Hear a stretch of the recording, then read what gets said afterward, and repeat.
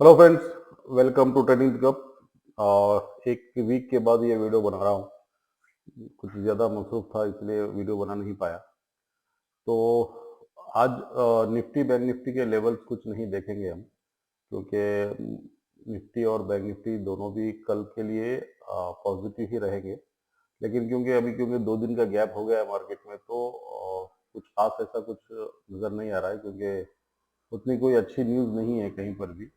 तो देखेंगे कल क्या हो सकता है। तो ये एक लेवल है 24,950 का। तो 24,950 के ऊपर अगर चले जाता है मार्केट, तो फिर ये अपने को 25,000 25,200 तक मिल सकता है देखने को ये वीक में। तो बैंक निफ्टी तो वैसे भी अभी कंसोलिडेशन जोन में था 2-3 दिन से, लेकिन कल ये एक अच्छा, ये देखो, ये पूरा कंसोलिडेशन जोन में था। कल एक अच्छा मूवमेंट हुआ है डाउन साइड भी और अप साइड भी। तो हम ये देखेंगे कि आगे कैसे होता है। तो कल के लिए जो स्टॉक्स जो शॉर्ट टर्म ट्रेडिंग के लिए रहेंगे, वो स्टॉक शॉर्ट टर्म ट्रेडिंग मतलब आप 1 महीना या 2 महीने इसको होल्ड करके रखो, और ये एक अच्छा बेनिफिट देते हैं। तो यूजुअली शॉर्ट टर्म ट्रेडिंग के लिए दो कॉन्सेप्ट हम लोग यूज करते हैं। एक तो by at bottom, right, by at bottom. Bottom पे बाई करना होगा तो एक अच्छा रैली देखने को मिलेगा, या नहीं तो जब स्टॉक ऑल टाइम हाई पे चला जाता है, ऑल टाइम हाई पे चला जाता है, तो वहां पर भी हम बाइंग कर सकते हैं, जो अच्छे गेन्स हमको दे सकता है। तो दोनों तरीके भी अपन आजमाते हैं अपने स्टॉक सिलेक्शन में। तो आज जो मैं स्टॉक देने वाला हूं, जिसमें से दो ऐसे स्टॉक है जो ऑल टाइम हाई पे है और जो अच्छे वॉल्यूम के साथ ट्रेड हो रहे हैं, और एक ऐसा है जो बॉटम पे है। ठीक है, जो बॉटम पे है वो हम देखेंगे। तो कल के लिए जो शॉर्ट टर्म ट्रेडिंग है वो आपके लिए, जैसे सन फ्लैग स्टील है, सन फ्लैग आयरन एंड स्टील। अब ये डेली टाइम फ्रेम में ऑल टाइम हाई पे दिख रहा है, तो हम इसको मंथली टाइम फ्रेम में भी कन्वर्ट करके देख लेंगे। तो 1 मंथ टाइम फ्रेम में देखो, 1 मंथ टाइम फ्रेम में भी ये ऑल टाइम हाई पे पहुंच चुका है। तो ये देखो, यहाँ से 2022 से ये जैसा भी मूवमेंट पकड़ा है, तो ये लास्ट अपने को जुलाई में एक हाइट बनाया था।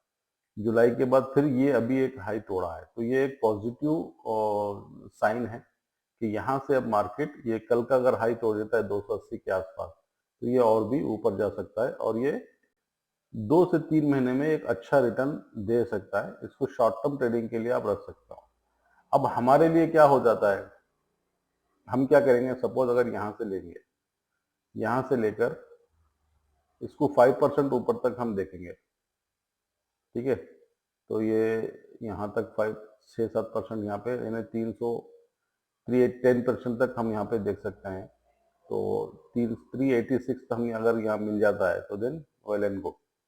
तो 386 तक तो ये आसान से मिल जाएगा, तो ये 10% के आसपास अपने को इसमें ग्रोथ मिल सकता है। दूसरा है और एक स्टॉक जो है सियाराम सिल्क्स। अब ये सियाराम सिल्क देखो, आप इतना बड़ा इसने दिया है, ये मंथली टाइम फ्रेम में देखो।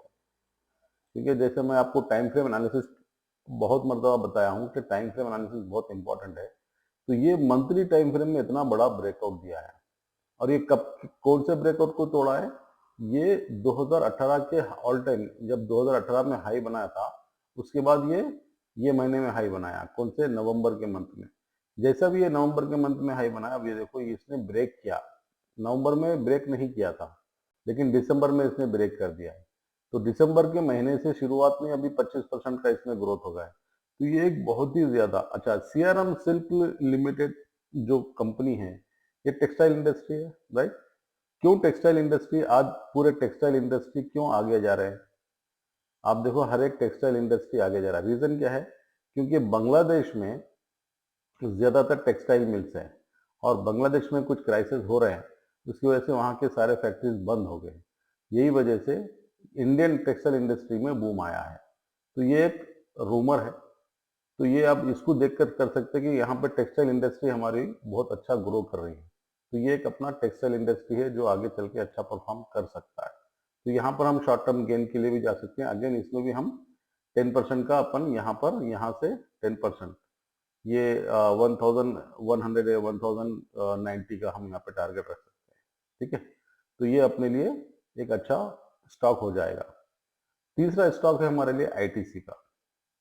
आईटीसी हम बॉटम बाई में पकड़े हैं, बॉटम बाई में पकड़े हैं। देखो यहाँ से यहाँ तक मार्केट कितना नीचे आया, ये हम सितंबर से और यहाँ तक, अगर सितंबर से यहाँ तक देखेंगे तो इसमें 14% यानी 76 पॉइंट्स नीचे आए हैं। सितंबर 76 पॉइंट नीचे आए, तो अब यहाँ से इसने अच्छे वॉल्यूम के साथ ब्रेकआउट दिया है। अब देखो यहाँ पे अच्छे वॉल्यूम के साथ ब्रेकआउट दिया है, तो यही रीजन से आप इसके हाई के ऊपर कल इसको बाई कर लेंगे तो अपने टारगेट्स ऑलरेडी यहाँ पे लगे हुए हैं। तो अपने को अगर समझ 518 भी अगर टारगेट मिल जाता है तो अपने को कितने परसेंट मिल रहा है, 418, यानी 9% के आसपास अपने को यहाँ पर इसमें पोटेंशियल लग रहा है। तो ये 3 स्टॉक ऐसे हैं जो आप शॉर्ट टर्म ट्रेडिंग के लिए इसको यूज कर सकते हैं।